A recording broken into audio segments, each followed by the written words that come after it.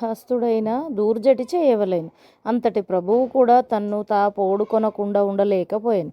అట్లే సర్వజనులను తాము తాము చేసిన పనిని ప్రశంసించి కొందరు. అంతకంటే కూడా పరులు ప్రశంసించినచో ఎక్కువ ఆనందపడదరు.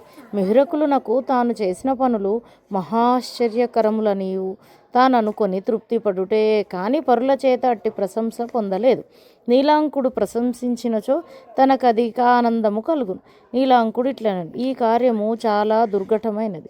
మహాయోధులను గజబలులను సింహ పరాక్రమములను కోపము యొక్క పరిధిని నెరుపగలవారును అయిన తమ వంటి వారు తప్ప తక్కిన వారు చేయలేరు. తమరే అనినట్లిది యొక్క శ్రీరామచంద్రుడు చేయవలసిన పని, ఒక భీమసేనుడు చేయవలసిన పని. అన్నిటికన్నా ఆశ్చర్యము వాని శరీరమును దైలాదుల చేత సంస్కరించి ఇక్కడికి తెచ్చుట. అందులో ఒక వైలక్షణ్యము కలదు. పగ సాధించుటలో పరలోకములందు కూడా సాధించుట అన్నది. లంకాద్వీపునందలి జనులు శైవులు. వారు మృతకళేబరములను ఖననము చేసి పూడ్చిపెట్టుదురు.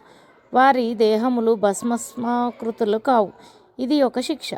వాని విశ్వాసం వేరు, వాని పరలోక గతి వేరు. పరలోక గతులు వారి వారి విశ్వాసానుకూలముగా ఉండును. కొంతవరకు అంత్యక్రియల మీద ఆధారపడి ఉండును. వాని ప్రేతము వాని శరీరమును అంటి వచ్చుచున్నది. తవ్వి పూడ్చిబడడు మతములందు విశ్వాసములు కల జీవులు వారి శరీరములు దగ్ధములైనచో ఆ ప్రేతము లేమగునో తెలియదు. అవిస్పష్టమైన రూపితమైన పరలోకముల యందు సంచరించుచుండునేమో. ఈ పగ ఇంత దూరము పోయినది. ఈ మాటలు విని మిహిరకులుడు సంతోషించనో దుఃఖపడనో తెలియదు. పరలోకములను గూర్చి భావించనేమో తెలియదు. అనంత కర్మాధీనమైన ఈ జీవులను గూర్చి తలపోసెనేమో తెలియదు. కానీ నీలాంకుడు చేసినది ప్రశంస కాదనుటకు వీలు లేదు, ప్రశంసయే. మిహిరులకునకు ఒక తృప్తి కలగలేదని చెప్పుటకు వీలులేదు. ఆనాడు రాత్రి మిథ్యా ప్రజ్ఞాన దేవత స్వప్న గురువు వాని ముందర కూర్చుండదు. మిహిరకులుడు: నేనింతమందిని క్రూరముహ హింసించుచున్నాను. నా భవిష్యత్తు ఏమగునో? మిథ్యా: వారి భవిష్యత్తు ఏమగును? మిహిరకులుడు: భవిష్యత్తు ఎంత కలదు? మిథ్యాకులుడు: భూతం ఎంత కలదు? మిహిరకులుడు: నీవు గురువు, ప్రశ్నలకు సమాధానం ఇయ్యవలను కానీ ఇట్లా. మిథ్యాకులుడు: ఓ ఈ యుగమున నీవిప్పుడే మొదలుపెట్టితివి. నీ భవిష్యత్తు చాలా కలదు. కలియుగము ప్రారంభించిన తర్వాత నీ వంటి వాడు సృష్టింపబడలేదు. నిన్నే వర్తమాన జనులు హూనుడు అనుకొనుచున్నారు. భవిష్యత్ జనులు ఇంకెట్లా అనుకొందురో? నీ ఈ క్రూర కార్యములను బట్టి సుక్షత్రియుడైన నిన్ను హూనుడు అనుకొనుచున్నచో హూణుల దుష్కార్యములు ఎట్లుండునో ఆలోచించుకొను. ఇప్పటికి కలియుగము ప్రారంభించి 2300 సంవత్సరములు అయినది. ఇంకా 1600 ఏండ్లు గడవనిమ్ము. నీ వంటి వారు 100 జన్మింతురు. వారి మ్లేచ్చులలోనే జన్మింతురు. భవిష్యత్తున మ్లేచ్చులను సృష్టించుటకు బ్రహ్మదేవుడు నిన్నభ్యస విధిగా సృష్టించెను. మిహిరకులుడు: నన్ను భవిష్యత్ ప్రజలు మ్లేచ్చుడనుకొందురా? మిథ్యాదేవత: ఒక్క మ్లేచ్చుడే అనుకోరు. నీవు ఇంకా 1000 ఏండ్ల తర్వాత పుట్టితివి అని చెప్పుకొందురు. మిహిరకులుడు: భవిష్యత్ ప్రజలు అంత మూర్ఖులా? మిథ్యాదిదేవత: మూర్ఖనమునకు అవధి ఏమున్నది? అది ఇట్లుండునని చెప్పుటకు వీలు లేదు. అది ఎంత గొప్పదనగా తన్ను తానే మోసం చేసుకొనును. తన్ను మోసం తాను చేసుకొనుచున్నానని ఇతరులకు తెలియచున్నదని తెలిసిన తర్వాత కూడా ఆ మోసము కానట్లు నటించును. ఇంతకంటే మూర్ఖత్వము వేరొకటి ఉదాహరణ కావలేనా? ఈ మూఢత్వమునకు విఘ్నులైన వారి అందుండును. వారు పండితులు, భావనాశీలురు. కానీ వారి మనస్సులు జగద్రోహమును ధర్మద్రోహమునే భావించుచుండును. పాండిత్యముగానే కలిగించుచుండు, ప్రజ్ఞానము కలిగింపదు. వీరు కాక ఆజ్ఞులుందురు. సృష్టిలో మానవులలో 190 మంది అజ్ఞులు, 10 మంది విజ్ఞులు. అట్టి 100 మంది విజ్ఞులలో 90 మంది మిథ్యా ప్రజ్ఞానవాదులు. నేను వారి అధిదేవతను. నీవు వారిలో నగ్రేసుడవు, అక్షత్రియుడవు, ఉపాసనాపరుడవు, ఏకపత్ని వ్రతుడవు, పరమక్రూరుడవు. క్రూరముగా హింసింపబడి ప్రాణ నిష్క్రమణ వేళ జంతువు చేసడి మహాభీకరధ్వని నీకు ఇష్టమైనట్లు మరి ఒకటి కాదు. అయినను నీవు వేద మార్గావలంబివి, దేవతారాధకుడవు, అందుచేత నేను నీకు కనబడుచున్నాను, నీకు గురువును అగుచున్నాను. ఉపాసనా విరహితులు నపేత దేవతాబద్ధులగు వారికి దేవతామూర్తులము కనిపింపము. వారు దేవతలే లేరందురు. వారు మేము లేమన్ననే వారు మా శక్తి చేతనే సంహరింతురు. మేమే గుణములను దృష్టోగోచరమైన తేజోభావమూర్తులమో ఆ గుణములన్నీ వారి యందుండును.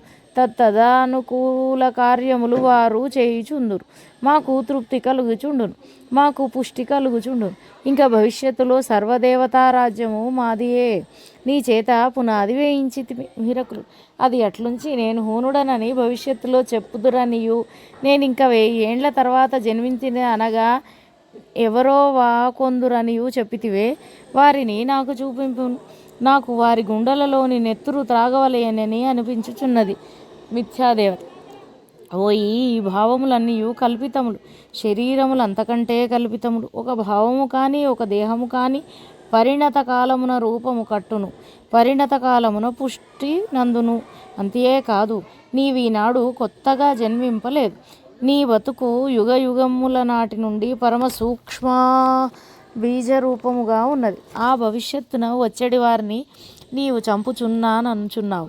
అట్లయినచో శ్రీరామచంద్రుడు త్రేతాయుగాంతమునందు నిన్ను సంహరింపవలసి ఉండేది. శ్రీ మహావిష్ణువు దశావతారములనెత్తి అవి కాక అనంతావతారములనెత్తి ఎవరిని చంపుచున్నాడు? ఆ భావము శరీరము తాల్చిన జీవుల యొక్క దేహములను వధించుచున్నాడు. భావమును చంపుట లేదే. మూల రాక్షసులని ఉన్నారు. విష్ణుమూర్తి వారి జోలికి పోడు. అతనికి దైత్యారి అని పేరు. ఏ దైత్యులను అతడు సంహరించును? మూల దైత్యులను కాదు. ఈ సృష్టి అందలి జగత్తు ప్రయాణించుచుండగా ముదిరిన జీవులుందురు, వారు పరమదైత్యులు. వారిని సంహరించును మిహిరకులుడు. నేనట్టి వారిలో ఒకడను కానా? మిథ్యాదేవి: నీ లెక్క ఏమి? రావణ హిరణ్యకక్ష కంసాదుల ముందు నీవు తృణము కూడా కావు.